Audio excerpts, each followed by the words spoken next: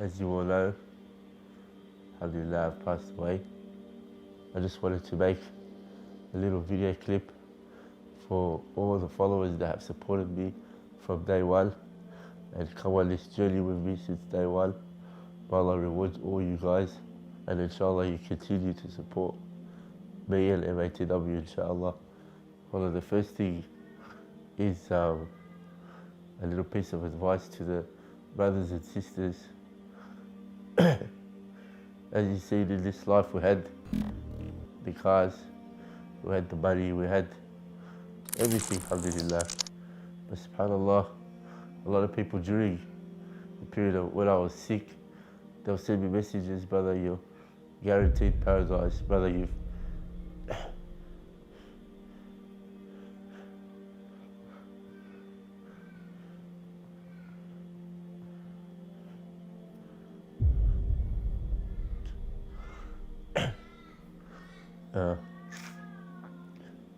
brother, you've done so much for the community, for the ummah, but subhanallah, this, it's not worth just the simple blessing that Allah subhanahu wa ta'ala has given us, like waking up in the morning and being able to walk to the bathroom by yourself. So these things slowly got stripped away from me during the last of my life, alhamdulillah. Wallahi, some of us don't get that chance from Allah subhanahu wa ta'ala to know when we're going to pass away. Some of us, and a lot of us, just pass away suddenly. You've heard many stories where brothers and sisters have died in clubs or overdosed, or whatever it is, subhanallah. So during your life, brothers and sisters, just try to have a goal, try to have a plan, try to have a project that you work towards. Even if it's not you personally doing it and you're funding someone else's projects, just do something, because wallahi, you're going to need it on the day of judgment. And for the brothers and sisters that are chasing this life, one of my advice to you guys is, this life is becoming, before we used to say 5 years ago, 10 years ago, certain things were happening. Now it's every month things are changing. Wallah, we're following our desires more than we're following Islam these days. We're just going to be careful, because wallah, it's not a joke anymore. Our kids are getting affected, everyone's getting affected. Wallahi, sometimes I used to just sit on my bed and cry, because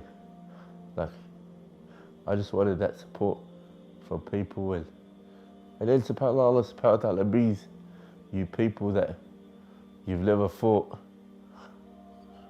they'll be a part of your life, or friends, or you didn't even know they existed. When I used to travel, I used to meet certain people. A lot of them actually went out of their way to come all the way from Dubai or the UK or wherever it was, to come to actually visit me when I was sick or in hospital. Or that's love for the sake of Allah subhanahu wa ta'ala. No photos, no nothing like that. Just come to visit. 14-hour flight just to see if I'm okay, subhanallah. So for the people that are out there that are sick or worried or stressed, come out, I say to you people, don't worry. Allah subhanahu wa ta'ala will send you people that you've never expected if you really need someone. You just have to have trust and tawakkul in Allah subhanahu wa ta'ala. So a little advice for everyone out there. Inshallah, if you can inspire 1, 2, 3 people to do something, remember when you're in that grave, inshallah, then you'll be getting rewarded for everything they've done, for all the people they've brought to Islam, and inshallah that'll help on the day of judgment.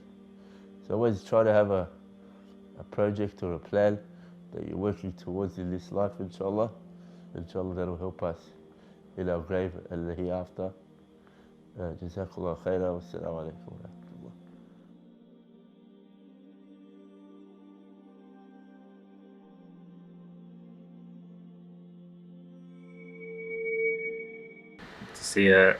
To see someone speak and knows they're dying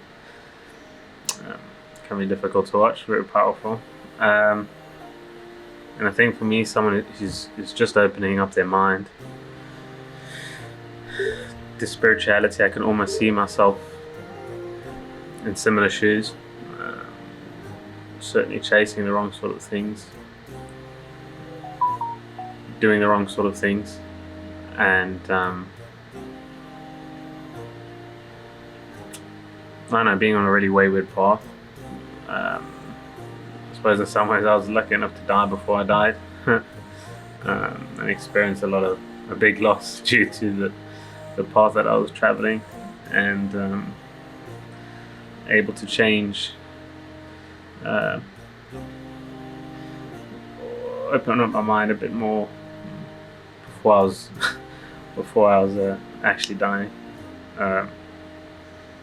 And to see someone in that actual position, to see someone dying and still having that faith, yeah. I don't know if I'll be there. I'm not sure.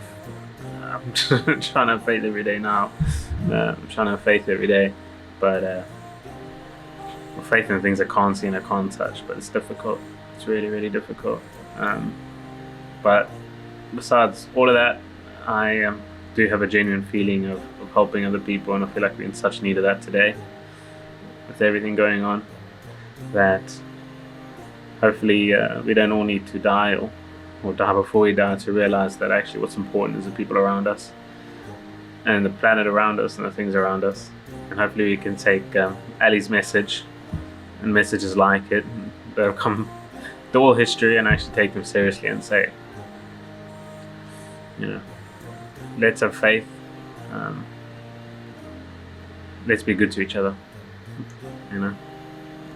let's be good to ourselves and good to each other. Stories like this are really difficult to hear because a lot of the times the people don't deserve it at all. So I still don't understand why good people get horrible diseases like this and die. That's something that I still don't understand. Personally, I'm quite scared of dying, of death. And I can tell that he was a bit scared too, but he still decided to send a message to everyone, even though knowing that he was going to die, he wanted to help the people who were still living. He just seems like a really selfless person who wants to help other people. And he mentioned how a lot of his friends that he'd met from different countries, they came to see him in the hospital when he was dying.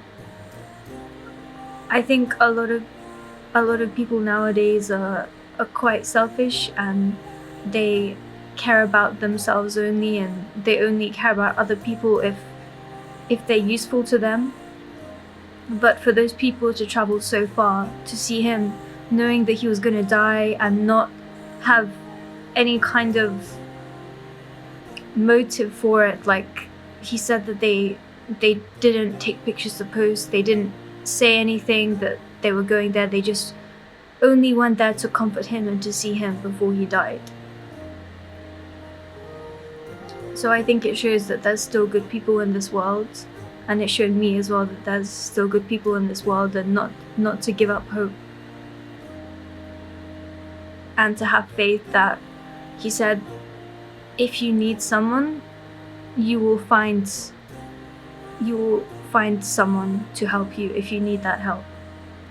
But I think that it was very good of him to leave a message and try and inspire other people and give other people hope, because he gave me hope, and he made me think that there's still good people left in this world if you look for them. And you need to be a good person yourself in order to find good people. It almost feels unreal when you see a video of someone who was who was alive and who was able to talk to the camera, and then to know that they're no longer here is it's the most unreal real thing, if that even makes sense. Because that's the only guarantee that we have, is that we're all going to die at some point, and yet it does still feel it's unfathomable. I think for me at this point in my life, death still feels quite unfathomable, even though it is guaranteed. And there are lots of things that we can imagine. We can imagine being on a beach, even if we're not on a beach. We can imagine, I don't know, touching a tree. We can imagine so many things that we aren't currently doing, but we can't imagine death. To be able to find maybe the courage or the motivation to develop these amazing projects as this man has done is a wonderful thing. But it's not something that the great majority of people are going to do, let's be honest. But we can do something. We can all do something.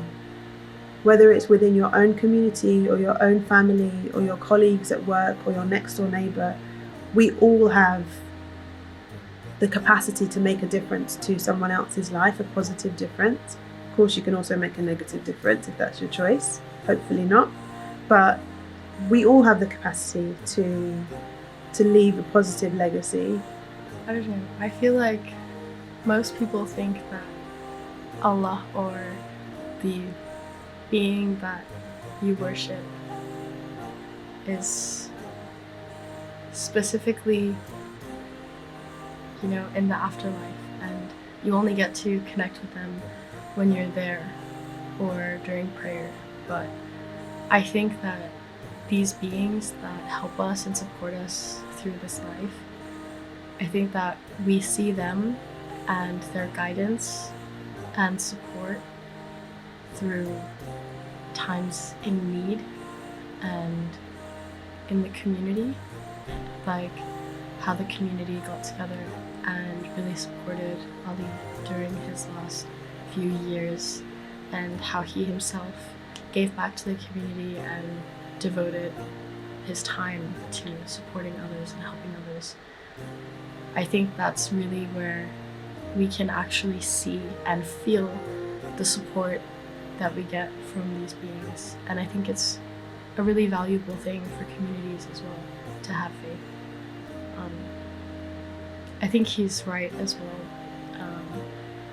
that we've been tempted by material desires, especially in this time.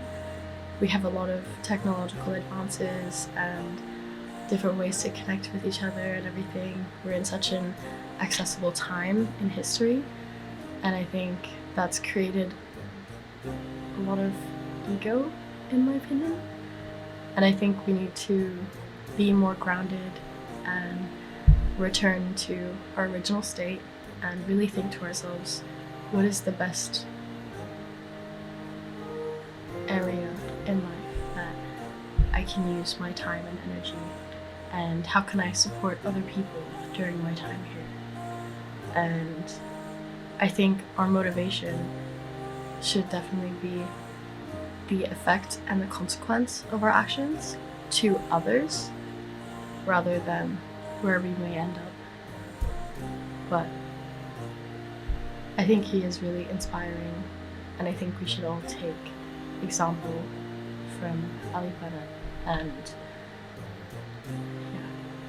I hope he rests in peace and had a prosperous life. الحمد لله